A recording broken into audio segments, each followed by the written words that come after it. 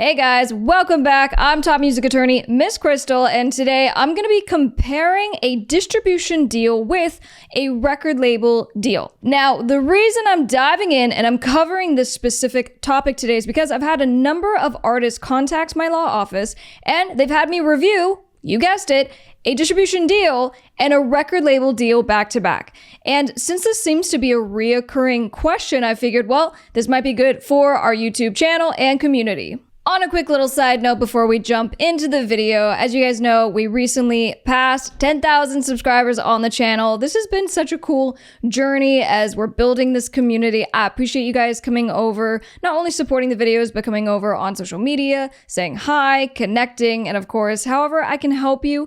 That's really the purpose of this channel. So thank you for being here. Always feel free to leave your suggestions down below for future videos. And with that being said, let's go. Hi guys, I'm top music attorney, Miss Krystle. I'm an entertainment attorney, public speaker, and creator of the Top Music Attorney School for artists and record labels. I'm the owner of Dukes Up Records, and most importantly, I'm an independent artist. Don't forget to subscribe and turn on those bell notifications so you don't miss my weekly videos giving you my best tips on the music business, industry news updates, and teaching you how to stay legally protected. Let's go. So as promised, in today's video, we're going to compare a distribution deal with a record label deal, and I'm going to break it down into basically 3 different categories of why these deals are really different, and what you should keep in mind if you're considering doing one versus the other. Starting off with number 3 on the key differences between a distribution deal and a record label deal, we'll call it promises.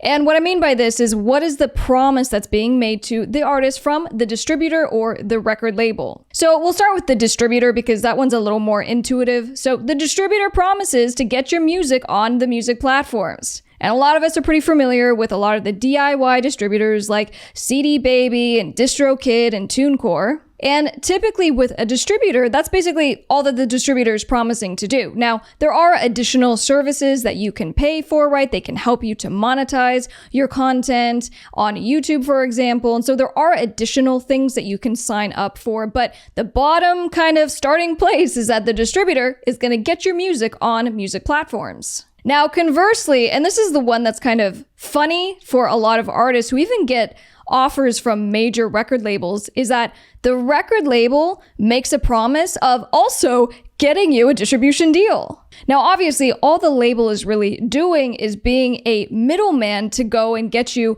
a distribution deal, but you hope the label is going to get you a great deal with maybe a bigger distributor, right? So we have, for example, Orchard, you have InGrooves. These are more exclusive distributors where they have to accept you and you can't just go and upload your music like some of the other DIY companies that I named off. And one of the benefits is that some of these bigger distributors might help with playlist pitching, they might help with write-ups to get you some press, but nothing's really guaranteed. So going back to if the record label is only promising really to get your music distributed, well, really the distributors and the record labels are making the same promise. Now, I mentioned at the beginning of the video that what inspired this video was that a number of my artists had me review distributor deals, record label deals to compare and see what would make the most sense. And my artists are independent, but in this instance, they were being approached by mid-tier record labels. So in the instance that maybe there might be a little bit more prestige or there might be a little bit more resources to help them, we'll keep that in mind, but we have to keep this in context with the big picture. Moving on to number 2 of the key differences between a distribution deal and a record label deal, options. Inherent in almost every single record label deal are what's called options. And the options are the record label's ability to extend the contract by having you create more music. So on a quick example, they sign you for 1 album. They have an option for another album. If the label exercises that option, that means you gotta do another album. But that option is held by the label, and obviously the label could decide not to exercise it.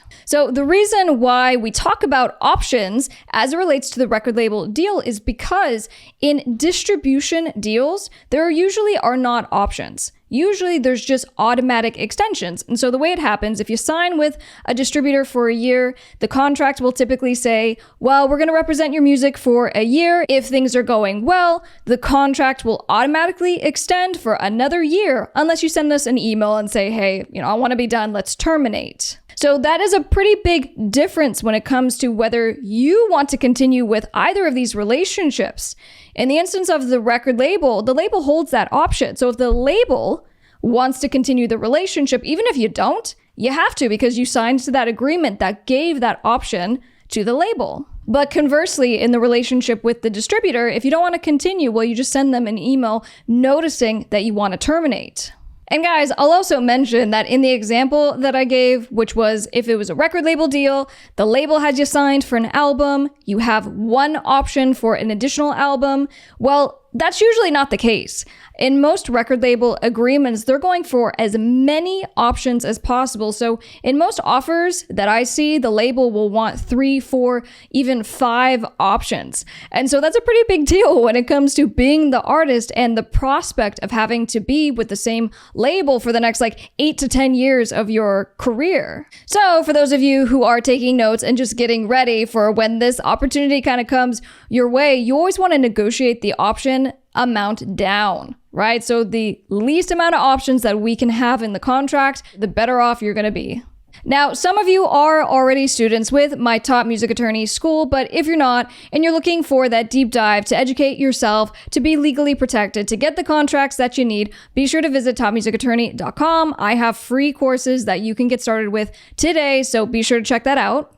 Which brings me to the number one difference between a distribution deal and a record label deal is ownership. In almost all record label deals, the label owns 100% of the music, and that's just the way that these deals are set up. And so even as I was talking to one of my artists today about this and just explaining to her the likelihood of success, we hope the label's going to do great things for her career, but either way, if it goes well, if it goes badly, she's not going to own her music at the end of this kind of, relationship that she gets into with the record label. So then conversely, let's talk about what does the typical distribution deal look like? Well, distributors don't take ownership of your music. Distributors are given what's called a license. And they have a license to represent your music for a period of time, whether that's a year or a couple of years, but they're never going to own your music. And that's why distribution deals are so attractive, especially for someone who can really build themselves up as an independent artist to get their own leverage, to get their own audience, and to have their own kind of traffic so that they don't feel the need to have to go to, let's say, a record label, right? Independent artists really should be focusing on creating the best distribution deal with a distribution partner as humanly possible. And that was a key takeaway that I shared with my artists this week when we're looking and comparing these two deals that, seem pretty cool, especially with the record label, right? They might be able to hopefully do additional stuff than what the distributor can do, but what's not in the contract is really important that you guys pay attention to that. If something is not in the contract and the label's saying, oh, we can get you this great marketing, we can pitch you to TV and film. Well, if it's not in the contract, they're not promising to actually do it. And they might not ever do it. So it's really important that, number one, you talk about the reality of what the relationship's going to be. And if they're just a glorified distributor, really what they're doing is that they're going to some other distributor, they're distributing your music, and then they're taking a cut of the pie, plus taking ownership of your music. Now, you guys understand, I'm not here just to villainize record labels. I have all kinds of courses helping artists to build their own record labels. But when it comes to just understanding what this relationship is and being a little skeptical, you are about to go into business with a business partner. So in the example of when I was saying, well, as an artist, build your stuff, right? Build your empire, and then you're able to negotiate. And even with my own career and what I've done, you guys know I'm a dark pop artist. I've been independent for a long time. And I specifically leverage what I have to get great deals with my distributors because you want to negotiate a super duper price so that the distributor is taking the smallest amount possible from your music earnings. And as a super pro tip, distributors really are just glorified banks in that they are ingesting the money that you make from your music and then they pay you, right? They're sending your music to the music platforms, but they're not really doing anything. So what should be attractive to you if you are considering doing a record label deal is what else is the label promising to do for you? And are those promises actually in the contract itself? Going back as well to those two pieces that I've mentioned in this video about options, how long do you have to stay in a relationship with a record label? How long are they going to own you? And then of course, the fact that they're going to always own your music here on out. Well, you just have to take that into consideration. And one of the reasons why we do a lot of reaction videos on this channel to music videos and other independent artists who have achieved a level of success is because a lot of them got screwed. A lot of them had really bad experiences with record labels, and I don't want that to happen to you. So, like I said, if you're looking for additional help, check out topmusicattorney.com. And I have all kinds of playlists on this channel dedicated to teaching you guys about contracts, how to protect yourself, and you get all of that for free. If you guys are interested in checking out a little of what I'm up to musically, just search Miss Krystle on all music platforms. Don't forget to come say hi on social media. I'm definitely the most active on Instagram, and it's always amazing to meet you guys. Be sure to subscribe, turn on those bell notifications so you don't miss any videos from your top music attorney. I'll see you guys on the next one. I'm Miss Krystle.